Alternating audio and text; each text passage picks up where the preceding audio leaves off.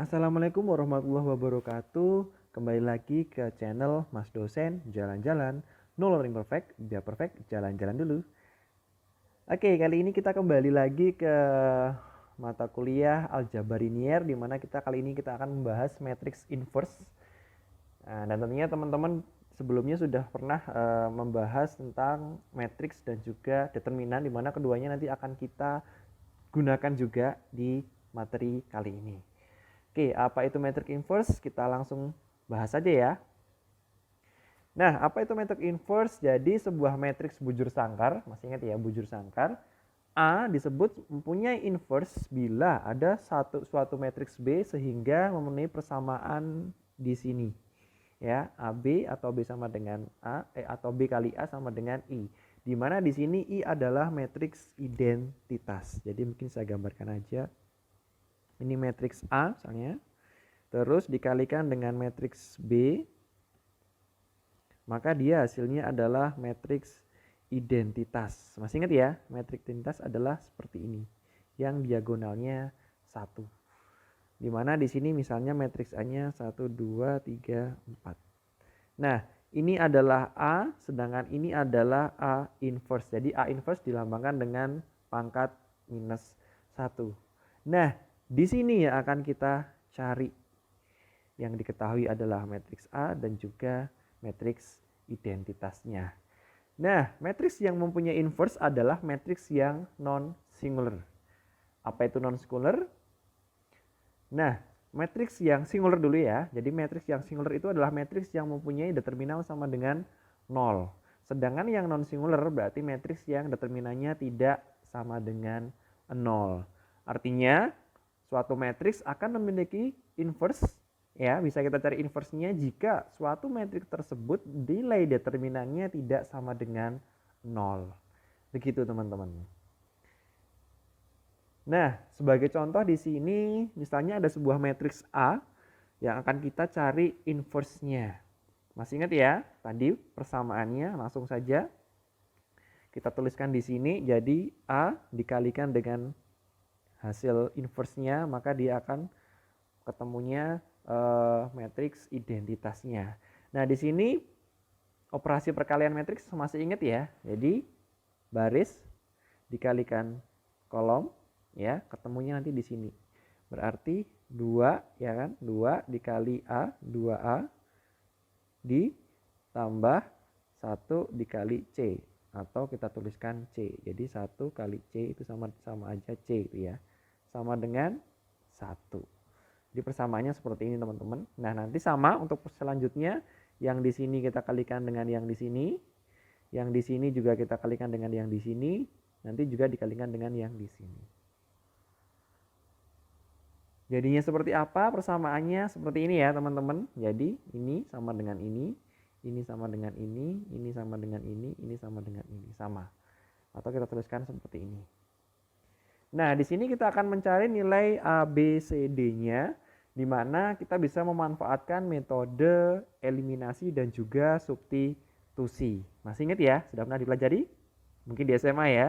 Oke, kalau belum kita sambil pelajari bersama aja. Nah, caranya gimana? Kita lihat di sini ada nilai A dan C, di sini juga ada nilai A dan C, variabel A dan C.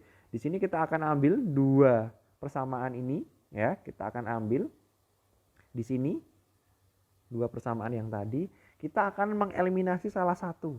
Di mana contohnya di sini kita akan eliminasi A-nya dulu. Maka persamaan yang atas kita kalikan 2. Jadi yang bawah kan 4A ya, yang atas 2A.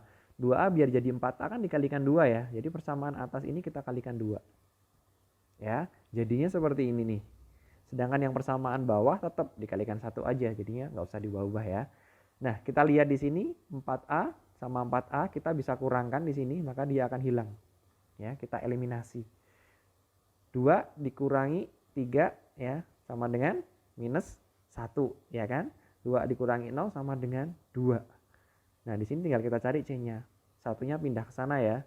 Jadi kan C sama dengan 2 per minus 1 sama dengan minus 2 yang di sini. Nah, kita sudah tahu nih nilai C-nya. Tinggal kita bisa gunakan itu untuk mencari nilai A-nya dengan metode substitusi. Nah, di sini nilai C kan sudah jadi minus 2 ya. Yang di sini ya. Ya. Terus ini tinggal kita taruh di belakang. Minus 2 kalau dipindah ke sana, pindah ke sisi yang satunya jadinya plus ya. Ya, 1 plus 2 jadi 3. Di sini A-nya berarti 2-nya dipindah di sana jadi 3/2. Nah, di sini kita sudah mendapatkan nilai C dan juga A-nya. Gampang kan? Gampang sekali ya. Nah, operasi tersebut atau metode tersebut, eliminasi dan juga substitusi, kita akan gunakan juga untuk mencari nilai B sama D yang di sini. Ya, kalau yang tadi kan yang sini dan juga sini. Sekarang kita akan mencari yang B sama D-nya. Nah, di sini sudah ada ya. Tidak perlu saya jelaskan lagi ya, mirip dengan yang tadi. Maka kita sudah ketahui nilai D sama nilai B-nya. Tinggal kita masukkan ke dalam matriks tadi. A-nya ini, B-nya ini, C-nya ini, D-nya ini. Maka ditemukanlah sebuah matriks inverse dari matriks A yang tadi, yaitu ini. Ya, A inverse. Gampang ya teman-teman? Gampang sekali. Nah, selanjutnya selain menggunakan metode eliminasi dan juga substitusi, kita bisa memanfaatkan metode yang namanya matrix adjoint atau manfaatkan matrix adjoint ya. Nah, di mana di sini untuk mencari inverse matrix A, kita akan mencari matrix adjoint dan hasilnya akan kita bagi dengan determinan matrix A-nya. Di mana masih ingat dengan catatan determinan A-nya nilainya tidak sama dengan 0. Nah, matrix adjoint itu apa? Matrix adjoint adalah perkalian tanda minus 1 di sini ya. Minus 1 ya, dari posisi nilai elemennya I sama J-nya, baris dan juga kolomnya dengan perubahan minor kofaktor, dan setelah mendapatkan hasilnya matriks tersebut ditranspos. Nah, langsung aja daripada bingung. Nah, dari matriks A yang tadi ya, matriks A yang tadi kita masukkan ke dalam sebuah tadi untuk mencari minor dan kofaktornya. Di sini kita mulai dari A11 dulu, jadi baris 1 kolom 1. Jadi di sini ya, baris 1 kolom 1 ya kan. Di situ kita cari minus 1 karena dia di sini I-nya 1, J-nya 1, berarti 1 plus 1 dikalikan 3. Tadi karena baris ke 1, kolom ke 1, sisanya kan di sini. Kita taruh di sini. Jadi min 1 ya. 1 plus 1 jadinya 2 ya. Dikali 3. Di mana minus kali pangkat 2 kalau dia genap berarti dia positif. Di sini dikali 3 sama dengan 3. Contoh lagi yang bawah A12 berarti baris ke 1 kolom kedua, sisanya yang ini ya. Nah, berarti ini 1 plus 2 dikali 4. Karena dia pangkatnya ini ganjil ya kan. Pangkatnya ganjil, maka dia jadinya negatif. Dikali 4 sama dengan minus 4 di sini. Gampang sekali ya. Selanjutnya tinggal dilakukan hal yang sama. Nah, di sini kita sudah dapat nilai A11 ya kan. A11 berarti 3, A12 sama dengan minus 4, A21 sama dengan minus 1, terus A22 sama dengan 2. Jadi sudah dapat matriks hasilnya seperti ini. Nah, selanjutnya dari yang hasilnya tadi, yang ini tadi ya teman-teman, ini kita transposkan. Yang awalnya nulisnya baris jadi kolom. Nah, ini yang dikatakan sebagai matrix adjoint-nya. Nah, di sini belum selesai ya teman-teman. Kita masih harus mencari nilai determinannya dari matrix A. Ingat, determinan dari matrix A, bukan dari adjoint-nya, tapi dari matrix A. Matrix A yang mana? Yang tadi yang di soal, yang di sini ya. Berarti 2 kali 3 dikurangi 1 kali 4 ya. 2 kali 3 dikurangi 1 kali 4 sama dengan 2. Baru deh matriks adjoint ini dibagi dengan 2. Atau kita bisa tuliskan kan misalnya X dibagi 2 itu sama aja 1/2 dikali X. Sama kan? Makanya di sini kita ganti jadi seperti ini biar gampang. Kita rubah jadi skalar. Jadi matriks yang di sini kita kalikan dengan skalar setengah atau tinggal dibagi 2 aja sih. 3 bagi 2 yang ini minus 1 dibagi 2 jadi minus setengah, min 4 dibagi 2 jadi minus 2, 2 dibagi 2 jadi 1. Ketemulah di sini ini matriks inverse-nya. Gampang sekali ya. Gampang dong. Oke, nah selanjutnya kita juga akan mempelajari terkait transformasi elementer pada baris suatu matriks, yaitu di sini kita sering sebut sebagai OBE ya, kita singkat sebagai OBE, operasi baris elementer. Ingat di sini baris ya, baris karena nanti ada yang kolom. Nah, adalah suatu operasi yang dikenakan pada suatu baris matriks ya, di mana kita bisa mentukarkan sembarang dua baris matriks, dua baris dari kolomnya, dua baris dari elemennya matriks. Terus yang kedua, kita juga bisa mengalihkan suatu baris dengan sebuah konstanta yang bukan 0, dan juga akan kita dapat menambahkan kelipatan dari suatu baris kepada baris yang lain. Bingung? Oke, kita coba saja.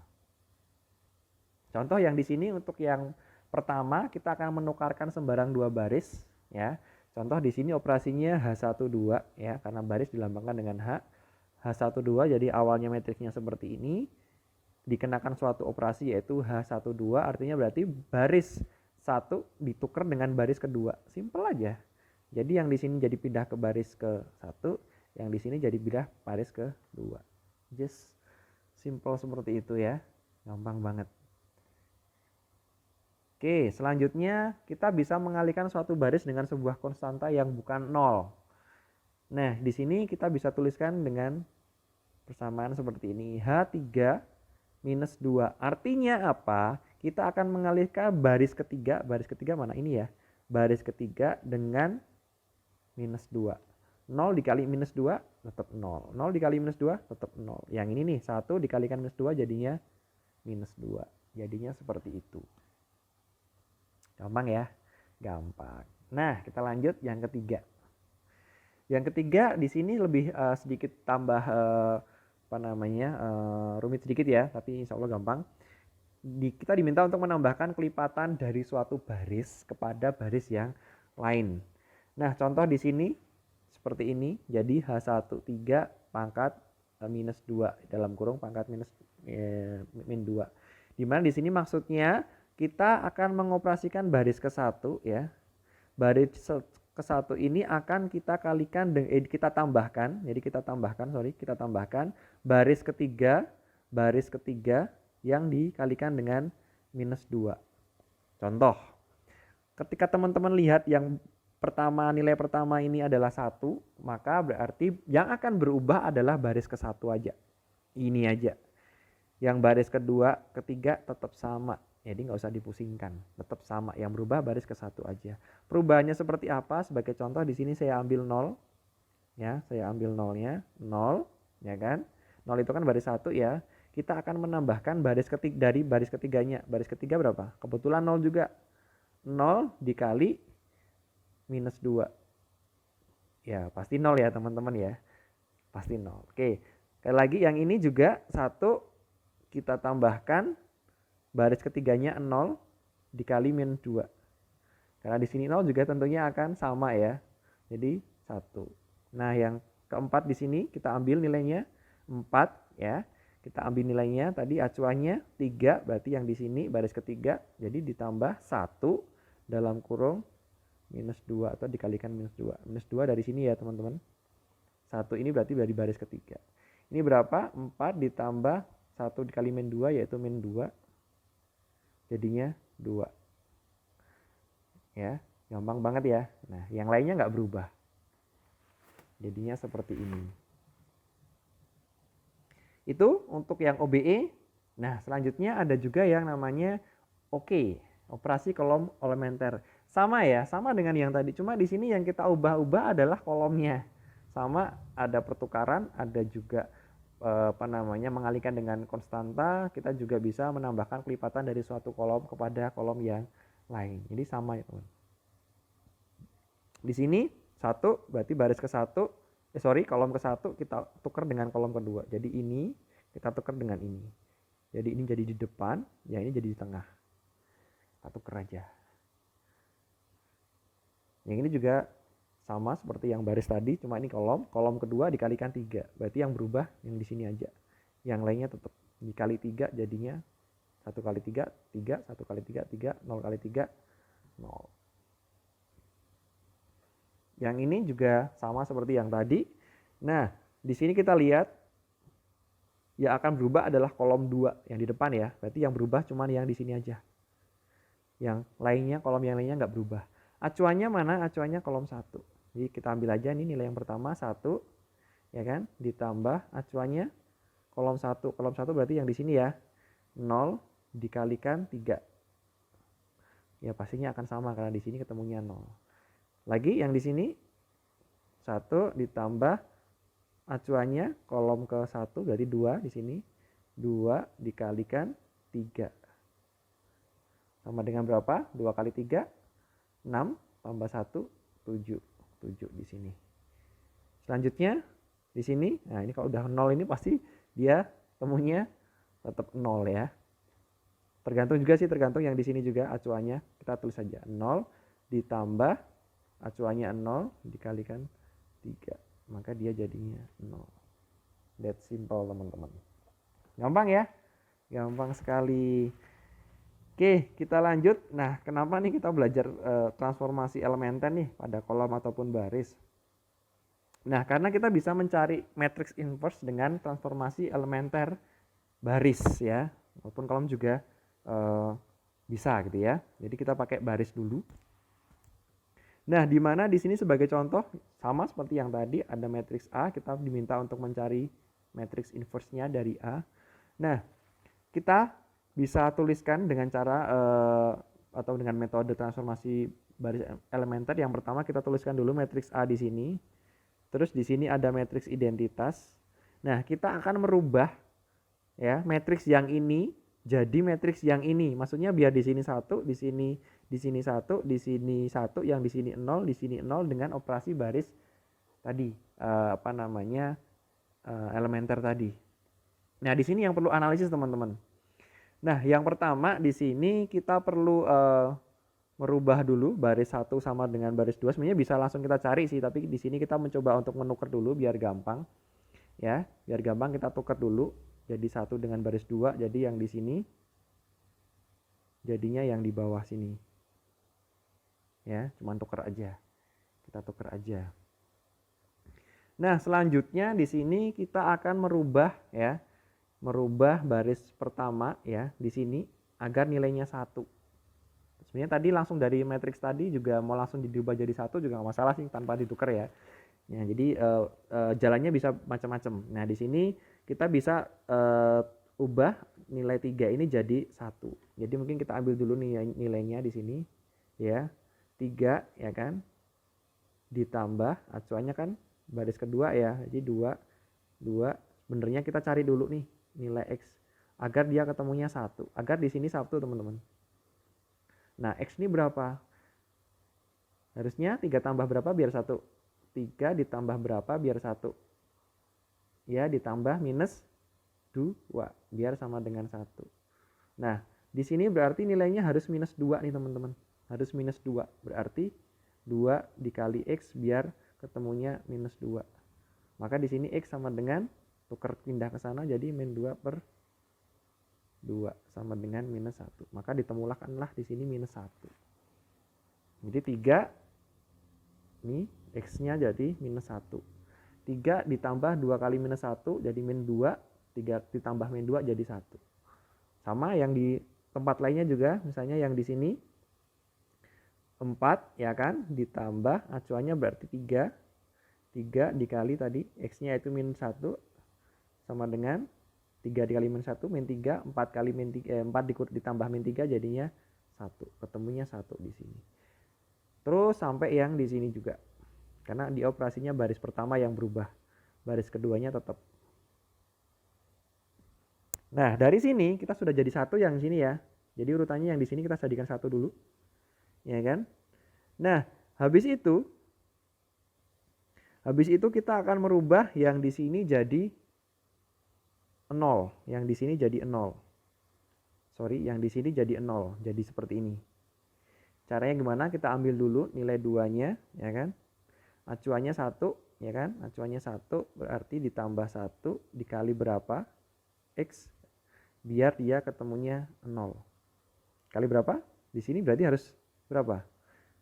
Minus 2 kan? Minus 2 kan? Karena biar 2 ditambah minus 2 jadinya 0. Maka di sini 1 dikali minus 2. Ketemulah di sini. Jadi 2 ditambah 1 kali minus 2, maka dia sama dengan 0. Sama juga yang lain, ini juga sama, 3, kita tulis saja di sini, 3 ditambah acuannya 1 dikali minus 2. Minus 2 kali 1 tetap min 2, 3 ditambah min 2 jadinya 1. Di sini 1, teman-teman. Dan seterusnya sampai yang di sini juga. Nah, kita sudah ketemu di sini 0, kebetulan di sini juga 1 nih, berarti tinggal yang di sini aja nih. Ini yang perlu kita ubah jadi 0. Ya kan? Kita ambil nilainya 1 ditambah acuannya berarti yang di sini. Jadi yang di sini tadi acuannya yang di sini. Begitu juga sebaliknya, yang di atas acuannya yang di bawah. Kita ambil nilainya 1 dikali X berapa agar ketemunya 0. Berapa? Dikali min 1. Ya kan? 1 ditambah min 1 kan 0. Maka jadi X-nya min 1 di sini. Kita operasikan sama untuk sisanya. Maka akan ketemu nilai yang di sini. Ya kan? Nilai inverse-nya. Gampang ya teman-teman ya? Gampang. Nah, di sini juga ada sifat-sifat matriks inverse, di mana di sini matriks inverse bisa berlaku persamaan seperti ini. Jadi ketika kita mau tambahkan dulu matriksnya baru kita inverse, itu akan sama dengan kita inversekan dulu baru ditambahkan.